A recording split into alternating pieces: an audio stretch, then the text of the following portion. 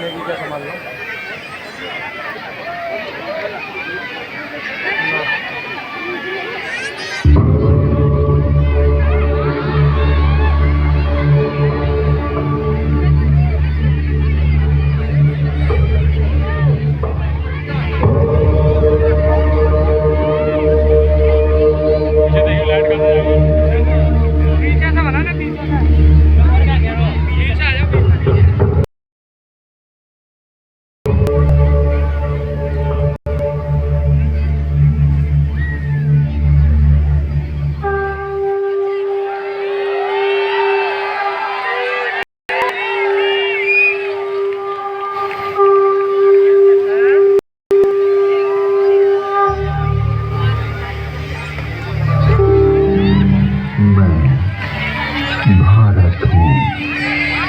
यहाँ पधारे समस्त आगंतुकों का हार्दिक स्वागत है।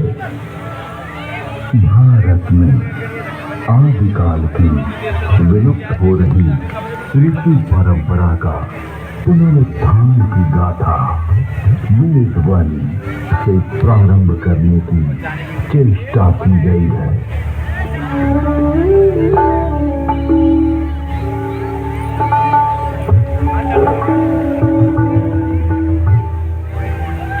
वेद परमपिता परमात्मा की पवित्र वाणी है, जो मानव मात्र के कल्याण के लिए अग्नि, वायु, आदित्य, अंगिरा इन 4 ऋषियों के पवित्र अंतःकरण में उद्भूत हुई। तत्व ज्ञान की दृष्टि से वेद एक है, किंतु विषय विभाग की दृष्टि से इसे 4 भागों में बांटा गया है। ऋग्वेद, यजुर्वेद, सामवेद और अथर्ववेद। ऋग्वेद में ज्ञान का विषय, यजुर्वेद में कर्म का विषय, सामवेद में उपासना का विषय और अथर्ववेद में विज्ञान का विषय। विश्व साहित्य का प्राचीनतम ग्रंथ वेद है। मानव जाति के प्राचीनतम ग्रंथ होने के कारण उस समय की सभ्यता, संस्कृति, आचार विचार और कर्तव्य आदि को जानने का स्रोत वेद है। भारतीय दर्शन, साहित्य, ललित कला, संगीत, ज्योतिष, ज्ञान विज्ञान वेदों में है। वस्तुतः वे संसार के समस्त पदार्थों का बोध कराते हैं। वेद के भाष्यकार आचार्य सायर कहते हैं, ईश की प्राप्ति एवं अनिष्ट के परिहार के अलौकिक उपाय को बतलाने वाले ग्रंथ वेद सबके द्वारा पूजनीय और यजनीय परमात्मा से ऋग्वेद, यजुर्वेद, सामवेद और अथर्ववेद प्रकट हुए। मंत्र दृष्टा ऋषि कहते हैं, तस्माद् विज्ञातस्य वरुता ऋचा सामानि जगिरे छंदांसि जगिरे तस्माद् जुजुस्त तस्माद् जायते। ऋग्वेद, जिसके द्वारा विभिन्न देवताओं की स्तुति की जाती, उसे ऋग कहते हैं। ऋच्यते स्तूयते अन्य इति ऋग। इस प्रकार की ऋचाओं के संग्रह का नाम ऋग्वेद है। ऋग्वेद विश्व साहित्य का प्राचीनतम ग्रंथ है। ऋग्वेद में 10 मंडलों में 1028 सूक्त में 10,000 600 मंत्र। यजुर्वेद। यजुर्वेद में कर्मकांड का प्राधान्य है, जिसकी समाप्ति अनियत अक्षरों वाली है अथवा जो गद्यमय है उसे यजुष कहते हैं। अन्यथा श्रावसानो यजु। यजुर्वेद के दो भाग हैं, शुक्ल यजुर्वेद एवं कृष्ण यजुर्वेद। शुक्ल यजुर्वेद में 40 अध्यायों में 1975 मंत्र हैं। कृष्ण यजुर्वेद गद्यात्मक है। सामवेद। गीतिषु साम है, गीतेषु समाख्यान। संगीत का मूल उद्गम सामवेद है। सामवेद के दो भाग हैं, पूर्वार्चित एवं उत्तरार्चित। सामवेद में 1875 मंत्र हैं। अथर्ववेद। अभिचार मंत्रों का ज्ञान अथर्ववेद में है। इसमें आयुर्वेद का विस्तृत विवेचन हुआ है। इसकी शौनक शाखा में 20 कांडों में 730 सूक्तों में 6000 मंत्र हैं।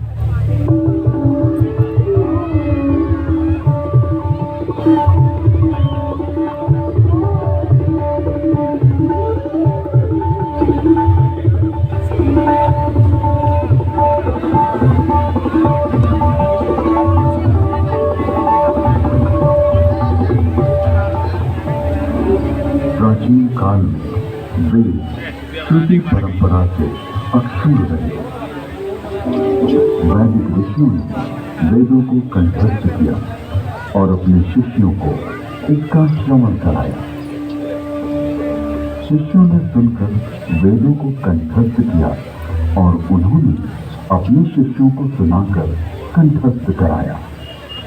इस प्रकार श्रुति परंपरा से वेद अक्षुण्ण बने रहे। वेदों में किसी भी प्रकार की मिलावट न हो सके, इसके लिए वैदिक ऋषियों ने विकृति पाठों का निर्माण किया। वेदों में मंत्र दृष्टा ऋषियों का उल्लेख है, जिन्होंने मंत्रों का साक्षात्कार किया। इस परंपरा में सप्त ऋषियों का विशेष महत्व बतलाया गया है। सप्त ऋषियों का वैशिष्ट्य उपनिषद एवं पुराणों में मिलता है। ये 7 ऋषि हैं: वशिष्ठ, विश्वामित्र, जमदग्नि, भारद्वाज, अत्रि, गौतम, अगस्त्य। वेदों में अनेक ऋषिकाओं का भी उल्लेख है। इन ऋषियों की परंपरा का अनुपालन करने वाले ऋषियों ने भी इन्हीं नामों को धारण किया।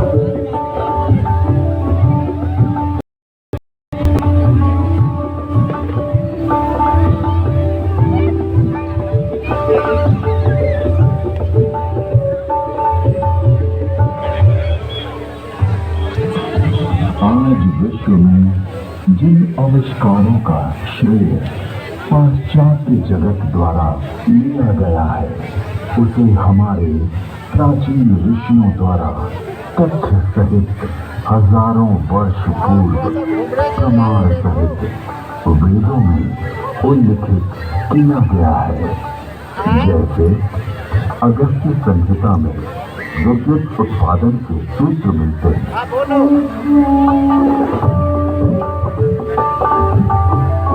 एक मिट्टी का पात्र लें, उसमें ताम्र पट्टिका, कॉपर शीट डालें, शुद्ध ग्रीवा कॉपर सल्फेट डालें, फिर बीच में यूनिकास्ट 500 व सॉल्डेंट लगाएं।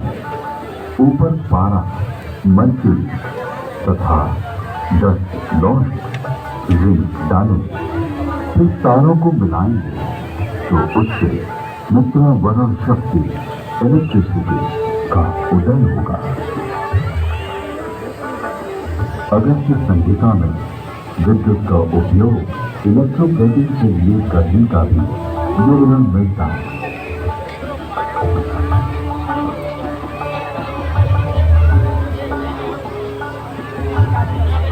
अतः अगस्त्य को कुंभोधव बैटरी बोन भी कहते हैं।